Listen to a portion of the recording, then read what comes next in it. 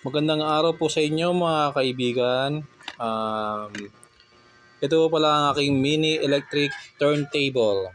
Baka sakali pong magbumili po kayo nito, nabili ko po ito sa Lazada. Actually po nagamit ko na po ito pero ibablog ko po para meron po kayong idea pag bumili po kayo sa Lazada. Ang bili ko lang po nito sa Lazada is nasa 260 pesos. Worth of 260 pesos po. Yan.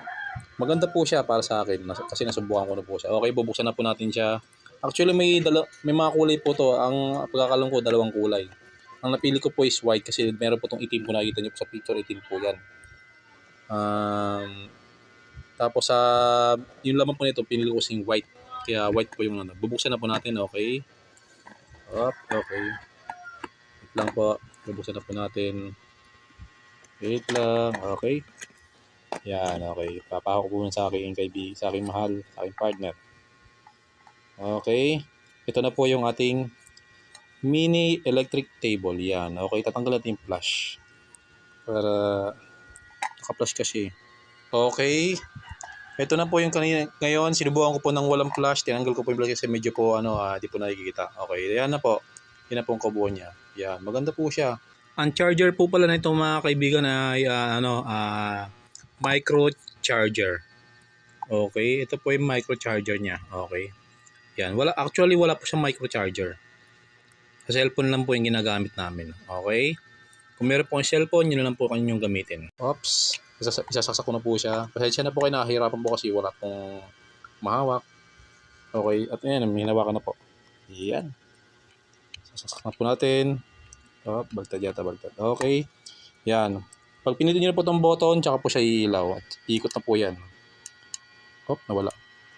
Hindi nakasaksak. Saksak natin. Ayan. Okay. Yun, umikot na. Sa unang pagpindot nyo, ikot po siya ng pakaliwa. Sa pangalawa, pakanan. Okay. Mamamatay lang po siya pag binutin nyo po yung charger. Pwede po natin subukan sa sapatos. Yan, kuha po tayo ng sapatos. Wait lang po Yun. Ito na po. Pansamantala po siyang umiikot. Yan, sinubukan ko na po siya. Yan, napapaikot niya po yung sapatos. Yun, ang galing. Susubukan naman po natin siya sa ikot ng...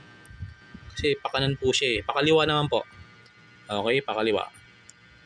Di siya papin. Wait lang po Subukan natin siya. Okay. Sa pakaliwa naman. Yun. Ang galing. Ganda sa halagang 260 pesos. Yan. Worth of 260 pesos. Sulit na po yung pera nyo. Matibay po yan. Yan. Pwede po natin subukan sa cellphone. Meron po kayong cellphone. Yan. Yun. Okay. Yan. Aba. Saktong-sakto po siya. Ang galing. Okay. Salamat po sa manonood na aking video. Kung hindi po kayo napag-subscribe, subscribe na po kayo at click nyo po yung all. Yung bell po, click nyo po yung bell. I-all nyo na po para updated po kayo sa lahat ng aking video i-upload. Okay, thanks for watching. Bye-bye.